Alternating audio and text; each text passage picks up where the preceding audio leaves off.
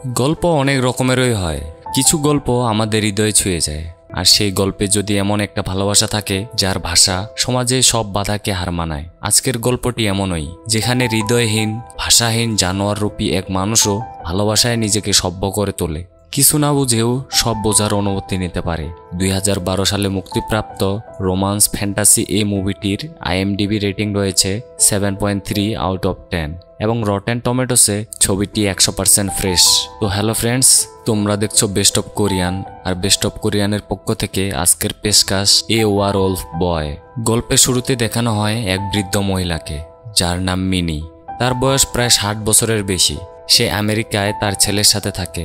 হঠাৎ একদিন ফোন আসায় সে বলে, আমাকে সাউথ কোরিয়া যেতে হবে। এরপর সাউথ কোরিয়াতে এসে সে তার গ্রেট ডটারের সাথে দেখা করে। মিনি আসলে এখানে তাদের পুরনো বাড়িটা বিক্রি করার জন্য কথা বলতে এসেছে। এখান থেকে গল্প ফ্ল্যাশব্যাকে চলে যায়। এই বাড়িতে আগে এক লোক থাকতো। সেই লোকটা একটা বালতিতে করে কাঁচা মাংস নিয়ে বাইরের কটেজে ঢুকে, যেখানে প্রচুর কুকুর আর ওরস বা নেকড়ে বন্দি করা ছিল। লোকটি খাবার দেওয়ার জন্য সমস্ত লক খুলে দেয়। যখন সে শেষ লকটা খুলে, তখন ওই হার্ট অ্যাটাকে তার মৃত্যু হয়ে যায়। এর বেশ কয়েকদিন পরেই মিনিরা এই বাড়িতে আসে। মিনির বয়স এখন 17 বছর। সুনির ফুসফুসের রোগ আছে, সে স্কুলে যেতে পারে না। এজন্যই মিনিরা এখানে এই জনবসতিহীন এলাকায় বাড়ি নিয়েছে। এর আগে মিনিরা তার বাবার বন্ধুর ছেলে জম্মু এর বাড়িতে থাকতো। তাদের প্রতিবেশী এক পরিবার জিনিসপত্র ওঠানোর জন্য তাদের হেল্প করতে আসে। জম্মু এর কাছে হেল্প চাইলে জম্মু এমন ব্যবহার করে যেন তারা কোনো অন্যায় আবদার করে ফেলেছে। জম্মু আসলে একজন ভালো মানুষ ছিল না। আর অন্যদিকে সবার সামনে ভালো থাকার নাটক করলেও মিনি একদমই ভালো ছিল না। রাতে সে একটা ডায়েরি বের করে তার দুঃখের কথা লিখতে থাকে আর কান্না করতে থাকে। সেই রাতে মিনি তার ঘরের জানালায় কাউকে দেখতে পায়। ভয়ে সে তার বোন আর মাকে ডাকতে গেলে কেউ সাড়া দেয় না। তারা সবাই গভীর ঘুমে ছিল। মিনি ভয়ে ভয়ে বাইরে আসে। বাইরে ঘরটায় আওয়াজ শুনতে পায়। মিনি সেখানে যায়, আর শেষ দরজাটার লকটা খুলতে সেখানে এক জন্তু টাইপের কিছু দেখতে পায়। মিনি ভয় পেয়ে অজ্ঞান হয়ে যায়। পরের দিন সকালে মিনি দেখতে পায় বাইরের ঘরের সামনের কাঠগুলোর মাঝে কিছু একটা রয়েছে। তার মাকেও সে দেখায়। তার মা এসে একটা লাঠি নিয়ে প্রথমে তাকে মারতে যায় এবং বলে, যেই হও না কেন বাইরে বেরিয়ে আসো। তখনই একটা ছেলে সেখান থেকে বাইরে আসে, যার আচার আচরণ একদম সিন্ধুর মতো ছিল। তার বয়স ছিল প্রায় 18 থেকে 19 বছর। ছেলেটা বাইরে রাখা আলোর দিকে তাকিয়ে থাকে। মিনির মা তাকে একটা আলো দেয়। ছেলেটা ঝট করে আলোটা নিয়ে খেয়ে ফেলে, যেমন ভাবে কোনো মানুষ খায় না। মিনির মা সম্পূর্ণ আলোর ঝুড়িটা তাকে দিয়ে দেয়, আর ছেলেটা সমস্ত আলো নিমেষের মধ্যেই জন্তুদের মতো করে খেয়ে ফেলে। খাবার শেষ হলে ছেলেটা সেখানে থেকে যায় না। মিনির মা সেখানে পুলিশকে ডাক দেয়।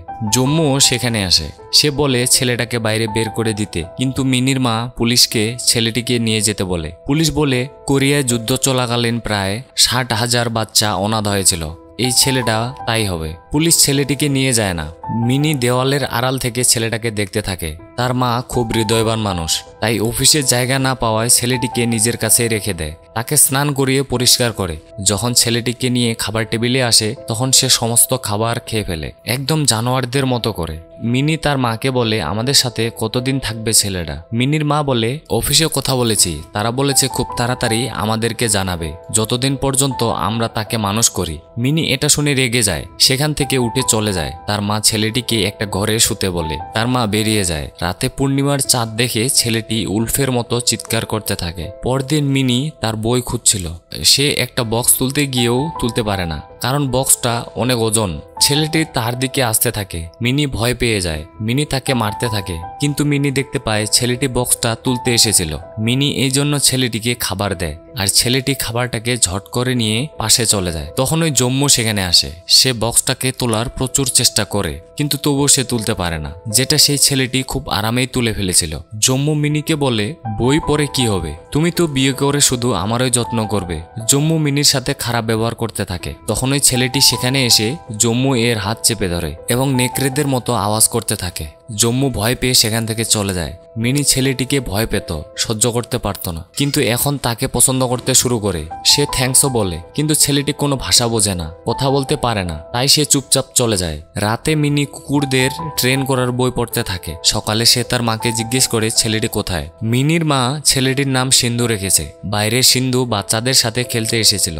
যখন সিন্ধু কিছু একটা বল বল ছুঁড়ে মারে তখন সেই বল এত দূরে চলে যায় যে দেখাই যায় না। মিনি সেখানে আসে। সে সিন্ধুকে বলে আমি যখন বলবো ওয়েট তখন খাবে না এবং যখন বলবো খাও তখন খাবে। এই বলে সে একটা আলু বের করে, কিন্তু সিন্ধু সাথে সাথেই সেটা খেয়ে ফেলে। সে তো বোঝেই না মানুষের ভাষা, যে মিনির কথা সব বুঝে নেবে। এরপর মিনি ইশারা করে তাকে বোঝায় এবং আরেকটা আলু বের করে। সিন্ধু এবারও সেটা নিতে চায়, কিন্তু সুনি দিতে না চাইলে সিন্ধু জোর করে খেতে গিয়ে মিনির হাতে কামড় দেয়। সিন্ধু থেমে যায়। সুনি কান্না করতে থাকে, তবুও সে হাল ছাড়ে না। সিন্ধুকে আলুটা দিয়ে বলে ওয়েট। সিন্ধু থেমে যায় আর যখন বলে খাও তখন খেয়ে নেয়। মিনি তার মাথায় হাত বুলিয়ে দেয়, যেমন ভাবে আমরা আমাদের পোষ্য জানোয়ারদের মাথায় হাত বুলিয়ে দেই। বাড়িতে খেতে বসে সিন্ধু যখন আবার জানোয়ারদের মতো করে খাচ্ছিল তখন মিনি বলে ওয়েট। সিন্ধু সাথে সাথে থেমে যায়। এটা দেখে সবাই অবাক হয়ে যায়। মিনি বলে অল্প অল্প করে খাও। সিন্ধু একটা নুডলস নিয়ে ভয়ে ভয়ে খেতে থাকে।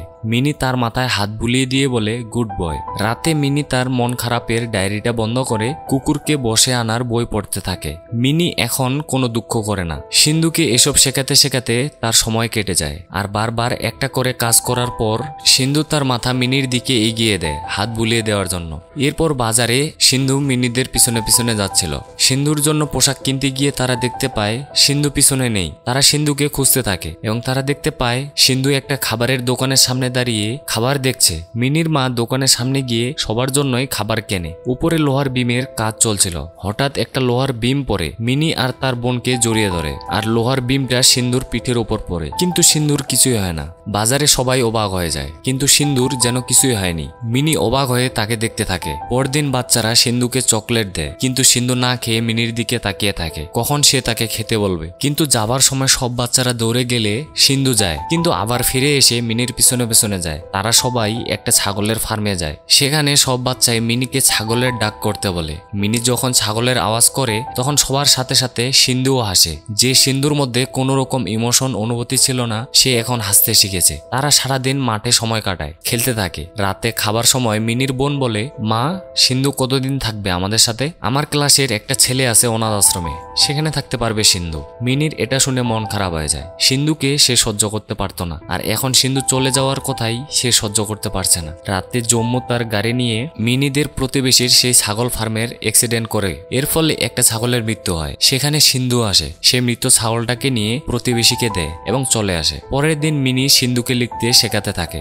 এবং তাকে কথা বলতেও শেখাতে থাকে। আর সিন্ধু প্রাণ ভরে মিনিকে দেখতে থাকে। মিনি বলে কি দেখছো, লেখো। সিন্ধু তখন ওই গিটার দেখতে পায়। মিনি বলে এটা গিটার, আমি অনেকদিন ধরে বাজাই না, তাই পছন্দ না হলেও হেসো না। কিন্তু মিনি গিটার বাজিয়ে সিন্ধুকে গান শোনাতে থাকে, আর সিন্ধু অবাক দৃষ্টিতে মিনিকে দেখতে থাকে। গান করা শেষ হলে সিন্ধু মিনির মাথায় হাত বুলিয়ে দেয়। সিন্ধু শুধুমাত্র এটাই বুঝে, সিন্ধু ভালো কাজ করলে মিনি তার মাথায় হাত বুলিয়ে দিত। তাই সিন্ধু তার অনুভূতি মিনির মাথায় হাত বুলিয়ে প্রকাশ করে। তখন ওই ফোন আসে। আসলে ফোনটা অফিস থেকে এসেছিল। সিন্ধুর জন্য জায়গা পাওয়া গেছে, কিন্তু মিনি রং নাম্বার বলে ফোনটা রেখে দেয়। সে চায় না সিন্ধু এই বাড়ি থেকে চলে যাক। সে সিন্ধুকে হারাতে চায় না। এরপর সে সিন্ধুকে মেয়ে সাজিয়ে দেয় আর নিজে ছেলে সাজে। কিন্তু তখনই তার মা, বোন সবাই বাড়িতে চলে আসে। সিন্ধু রুমের দরজা খুলতে যায়, কিন্তু সুনির লজ্জায় দরজাটাকে খুলতে দেয় না। সিন্ধুকে নিয়ে লুকিয়ে যায়। পাশের বাড়ির বাচ্চা মেয়েটি সিন্ধুকে দেখে নেয়, আর মিনি লজ্জায় সেখান থেকে বেরিয়ে আসে। বাড়িতে সবাইকে দেখছে, কিন্তু মিনিকে না দেখে সিন্ধুর মন খারাপ। সে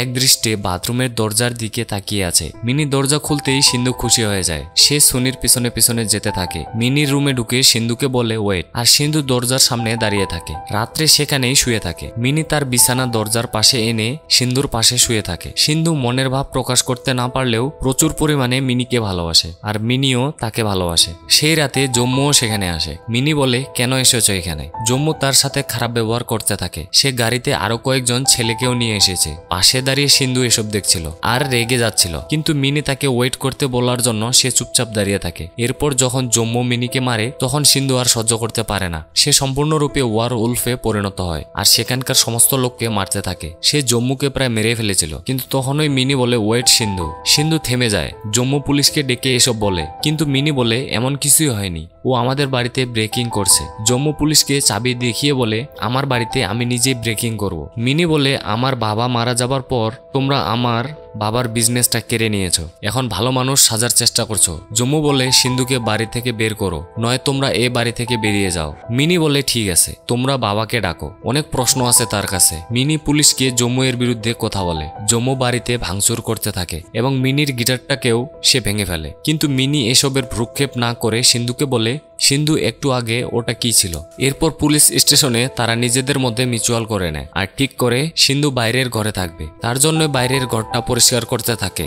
জম্মু মিনির মাকে বলে, কেন আমরা লড়াই করছি, 2 দিন পর মিনি তো আমার স্ত্রী হবে। মিনির মা জম্মু এর উপর কোনো কথা বলতে পারে না, কারণ জম্মু এর বাড়িতেই তারা থাকছে। সেখানে জম্মু একটা চিঠি পায় আর সেই চিঠি নিয়ে একটা প্রফেসরের কাছে যায় এবং বলে, আমি এমন কিছু দেখেছি যেটাতে আপনি খুব ইন্টারেস্টেড হবেন। পরের দিন মিনি সিন্ধুর ঘরের সামনে বই পড়তে থাকে আর সিন্ধু জানালা দিয়ে বারবার তাকে দেখতে থাকে। মিনি সিন্ধুর কাছে আসলে সিন্ধুকে তার খাতা দেখায়, যেখানে সে একটা মেয়ের ছবি এঁকেছে। আসলে সেখানে মিনিকেই আঁকতে চেয়েছে আর তার সাথে সাথে একটা গিটারের ছবিও এঁকেছে। মিনি বলে, এটা আর নেই, আমি বাঁচাতে পারবো না। মিনি একটা বই দেখায় আর বলে, এটা আমার বাবা দিয়েছিল, কিন্তু আমি কখনোই পড়িনি, এটা আর কখনোই পড়বো না, কারণ যখন তুমি পড়তে শিখবে, বলতে শিখবে, তখন আমায় এটা পড়ে শোনাবে আর তারপর আমি 100 বার তোমার মাথায় হাত বুলিয়ে দেব। তুমি কি জানো স্নোম্যান কি? সিন্ধু চুপ করে থাকে, হয়তো সে এখন কিছুটা বুঝতে শিখেছে।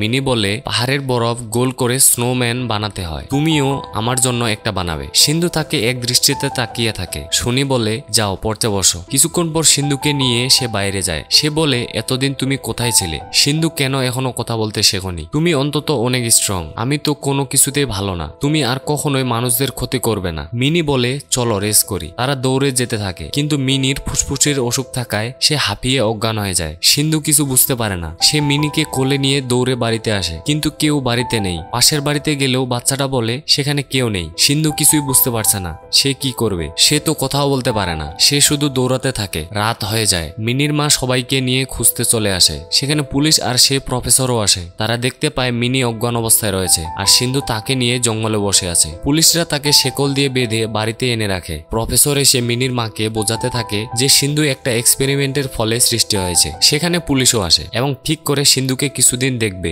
যদি কোনো রকম বিপদের আশঙ্কা পায় তাহলে তাকে মেরে ফেলবে। পরদিন মিনি খাবার নিয়ে সিন্ধুর ঘরে যায় আর খাবার দিয়েই সে বেরিয়ে আসে। মিনিকে দেখে সিন্ধু বাইরে আসতে চায়, কিন্তু মিনি তাকে ওয়েট করতে বললেই সে চুপচাপ ঘরে ঢুকে যায়। পুলিশ চিফ এসে বলে, যদি আবারও এমন হয় আমি সিন্ধুকে গুলি করে মারবো। এই কথা শুনে মিনি রেগে যায়। সে বলে, তুমি ওর একটা চুলও বাঁকা করতে পারবে না। রাতে পুলিশ সিসিটিভিতে সিন্ধুকে দেখতে থাকে এবং প্রফেসর বলে, যদি কোনো বিপদের আশঙ্কা দেখতে পাই তাহলেই তাকে মেরে ফেলবো। পাশ থেকে জম্মু এই কথাগুলো শুনে নেয়। রাতে এক জুনিয়র এসে প্রফেসরকে বলে, সিন্ধুর বডি টেম্পারেচার 114 ডিগ্রি আর তার বোন ডেন্সিটি অনেক বেশি, তার মধ্যে একটা হাতির চেয়েও বেশি শক্তি আছে। পরদিন সকালে প্রফেসর বলে, সিন্ধুর ব্যবহার একদম নর্মালি রয়েছে, তার থেকে কোনো বিপদ আছে বলে মনে হয় না। জম্মু বলে, কি বলছো এসব? আমি তো বলেছি সে একটা মনস্টারে পরিণত হয়েছিল, সে আমাদের থেকে আলাদা, সে একটা দানব, তার কথা কেউ বিশ্বাস করে না। অন্যদিকে সিন্ধু তার ঘর থেকে বুঝে যায় মিনি তার কাছে আসছে। সে দরজায় তাকিয়ে থাকে। মিনি আসার সাথে সাথেই সে যেন বেকুল হয়ে যায় মিনির কাছে যাওয়ার জন্য, কিন্তু মিনি তাকে বলেছিল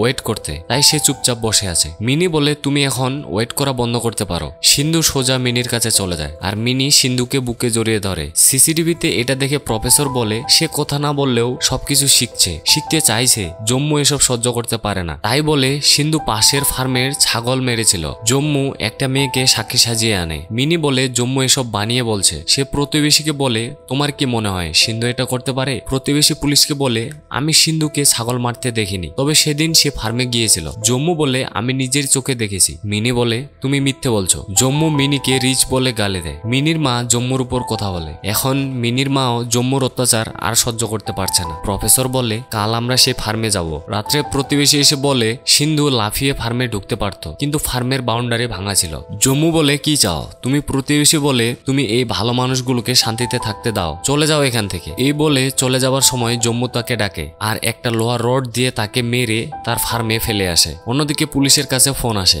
এক রিপোর্টার কাল সকালে এখানে আসবে। তখন ইলেকট্রিসিটি চলে যায়। আসলে জম্মু এটা করছে। এরপর সে দরজায় থাকা পুলিশকে মেরে সিন্ধুর কাছে যায়। সে সিন্ধুর মাথায় হাত বুলিয়ে বলে, মিনি তোমায় ঘৃণা করে, তার গিটারটা প্রতিবেশী নিয়ে গেছে, তুমি যদি সেটা এনে দিতে পারো তাহলে হয়তো সে তোমায় ঘৃণা করবে না। সিন্ধু গিটারের ছবিটা নিয়ে বেরিয়ে পড়ে। ইলেকট্রিসিটি সিটি আসলে পুলিশ দেখতে পায় সিন্ধু ঘরে নেই। জম্মু বলে আমি তাকে এই প্রতিবেশীর বাড়ির দিকে যেতে দেখেছি। অন্যদিকে সিন্ধু সেই বাড়ির দরজা ভেঙে ঢুকে গিটার খুঁজতে থাকে, ভাঙচুর করতে থাকে। পুলিশ সেখানে এসে দেখতে পায় মিনিকে। সিন্ধু গিটারের ছবিটা দেখায়। মিনি বলে এটা এখানে নেই সিন্ধু। তখন ওই জম্মু পুলিশের কাছ থেকে বন্দুক নিয়ে গুলি করতে যায়, তাকে আটকাতে চায়, কিন্তু জম্মু তাকে মারতে থাকে। আর এটা দেখে সিন্ধু নিজেকে সামলাতে পারে না, সে নিজেকে ওয়ার উলফে পরিণত করে। জম্মু আর পুলিশ তাকে অনেক গুলি করে, কিন্তু সিন্ধু লাফিয়ে জম্মু এর গলায় কামড় বসায়, এভাবেই তাকে মেরে ফেলে। আর এখন মিনি বুঝতে পারে সে আর সিন্ধুকে পুলিশের হাত থেকে বাঁচাতে পারবে না। সিন্ধু মিনিকে কোলে তুলে নিয়ে সেখান থেকে পালিয়ে জঙ্গলে চলে আসে। তার পায়ে গুলি লেগেছে, সেখান দিয়ে অঝরে রক্ত পড়ছে, তবুও সে দৌড়ে একটা গুহায় পৌঁছায়। সেখানে সে মিনিকে বসায়। মিনি সিন্ধুর পায়ে পট্টি বেঁধে দিয়ে বলে, সিন্ধু এটা কি ছিল? তুমি আসলে কি? তুমি যাই হও না কেন, আমার তাতে কিচ্ছু যায় আসে না, তুমি আমার সিন্ধু। এটা বলেই সে অজ্ঞান হয়ে যায়। সিন্ধু শুকনো পাতা দিয়ে মিনিকে জড়িয়ে শুয়ে থাকে যাতে তার ঠান্ডা না লাগে। সকালে গুলির আওয়াজে মিনির ঘুম ভাঙে। সে সিন্ধুকে পালিয়ে যেতে বলে, কারণ পুলিশ তাকে দেখলে মেরে ফেলবে, কিন্তু সিন্ধু যায় না, সে দাঁড়িয়েই থাকে। মিনি প্রচুর কান্না করে। সে বলে আমরা আর এক হতে পারবো না। সিন্ধু তাকে ছুতে গেলে সে বলে তোমার নোংরা হাত এখান থেকে সরাও। সিন্ধু তবুও তার কাছে যায়, তার মাথা নামিয়ে দেয় হাত বুলিয়ে দেওয়ার জন্য, কিন্তু মিনি তাকে একটা চর মারে। সে বলে আমায় ক্ষমা করে দাও সিন্ধু। আর মিনি তাকে ছেড়ে যাচ্ছে দেখে সিন্ধু প্রথমবারের মতো বলে যেও না মিনি। আর এটা শুনে মিনি আরো কান্না করতে থাকে। সে একটা পাথর নিয়ে সিন্ধুকে ছুঁড়ে মারে। পাথরটা লেগে সিন্ধুর গাল কেটে রক্ত পড়তে থাকে। তারা দুজনেই প্রচুর কান্না করতে থাকে। মিনি এসে পুলিশদের বলে সিন্ধু তাকে এখানে রেখে চলে গেছে,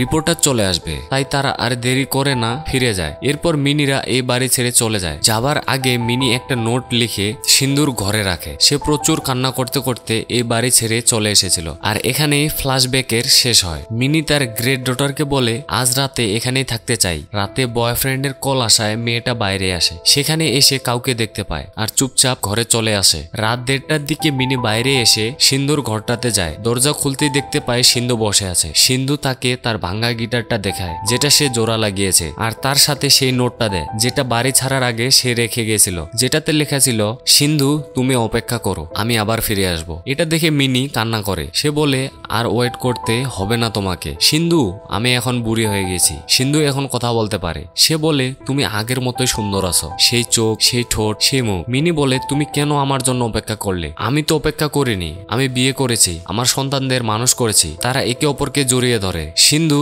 সেই স্নোম্যানের গল্পের বইটা পড়ে মিনিকে শোনাতে থাকে, আর মিনি গল্প শুনতে শুনতে ঘুমিয়ে পড়ে। সকালে উঠে সে দেখতে পায় এটা একটা স্বপ্ন ছিল। সেই ঘরে সিন্ধুর উপস্থিতির কোনো চিহ্ন নেই। সকালে চলে আসার সময় গাড়িতে সেই লোকের ফোন আসে যে বাড়িটা কিনবে, কিন্তু মিনি বলে আমি বাড়িটা বিক্রি করব না। মিনির গ্রেট ডটার বলে কাল রাতে বাড়ির বাইরে আমি একটা লোককে দেখেছি। মিনি বুঝে যায় ওটা সিন্ধু ছিল। তারা গাড়িতে করে এখান থেকে চলে যায়। তখনই দেখানো হয় সিন্ধু দূরে পাহাড়ে দাঁড়িয়ে আজও অপেক্ষা করছে। সে মিনির গাড়িটা দেখতে পায়। আর শেষে দেখানো হয় বরফে ঢাকা সে নির্জন পাহাড়ে সিন্ধু বিশাল একটা স্নোম্যান বানাচ্ছে, যেটা মিনি তাকে বানাতে বলেছিল। সিন্ধু মিনির ইচ্ছাটা পূরণ করলেও তার ইচ্ছাটা অপূর্ণ রয়ে যায়। মিনি তার কাছে নেই, তার মাথায় 100 বার হাত বুলিয়ে দেওয়ার জন্য। আর এখানে এই গল্পের শেষ হয়। তো ফ্রেন্ডস, এই ছিল আজকের মুভি। যদি ভিডিওটা ভালো লাগে তাহলে অবশ্যই লাইক করে দিও, কমেন্টে তোমাদের মতামত জানাও, বন্ধুদের সাথে শেয়ার করো। আর হ্যাঁ, এমনই এক্সপ্লেনেশন ভিডিও দেখার জন্য চ্যানেলটাকে সাবস্ক্রাইব করে বেল আইকনটি প্রেস করে দিও। দেখা হচ্ছে নেক্সট ভিডিওতে। Till then take care, bye by.